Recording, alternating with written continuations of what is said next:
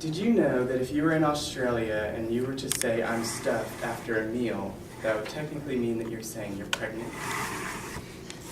Hello everyone, my name is Koelker, and I'm here to talk to you about the differences in dining practices around the world.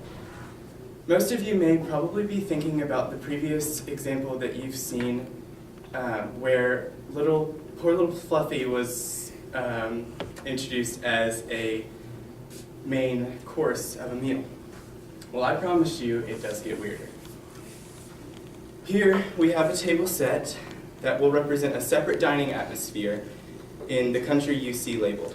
I have my handy-dandy volunteers ready to show you what you might find if you were to go see the customs of these countries for yourself.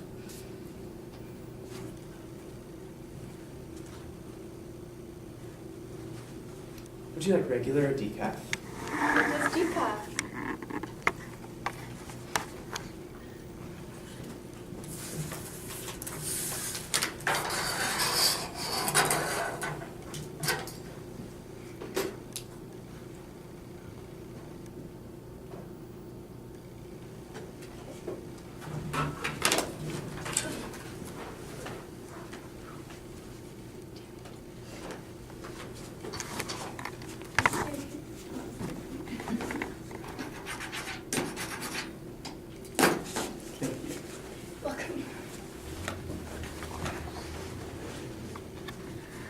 It seems a bit odd, doesn't it?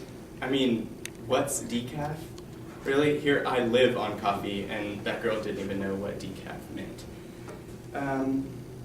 Many of these things may seem different to you, but to those natives in that country, it's just as normal as eating it itself. As you saw, in the Middle East, you should be prepared to eat with your fingers, but note, you should only do so with the right hand. According to international dining etiquette, the left hand shouldn't even touch the table. As many of you know, Asians typically use chopsticks as their main utensil, and they're usually willing to demonstrate how to use that to foreigners such as ourselves. They actually kind of get a kick out of it, I believe. In Africa, it is common to serve dinner on a low table with decorative pillows for guests to sit on. I guess my duck pillow will just have to do. Not only are the actual practices strange to us, but according to FamilyEducation.com, there are also some very strange meals that you may come across as a business person that is traveling across the world. For instance, you may find sea urchins in Korea, horse meat in Japan, toasted grasshoppers in Mexico, sea slugs in China, sheep's eyes in the Middle East, or even kidney pie in England. Now, if your stomach is as weak as mine, I can tell you that if you go out this door here, take a quick right, and then turn left at the end of the hall, the bathrooms will be right there on your right. Even though these things seem completely disgusting to most of us in this room, there are some delicacies in America that some other people from other countries feel the same way about. These items include, but are not limited to, marshmallows, pumpkin or pecan pie, sweet potatoes, crawfish, grits, and hot dogs. They seem pretty normal, right? Now, how many of you like corn on the cob? Me too. I love corn on the cob. But oddly enough, Europeans think it is a food that should only be fed to animals. These strange differences in common dishes are something that any business person should be aware of. Because if you were to serve corn on the cob to a European that was visiting your company, you may lose the deal right away because that could be viewed as an insult. Another aspect of dining that is notably different among cultures is the timing of certain meals.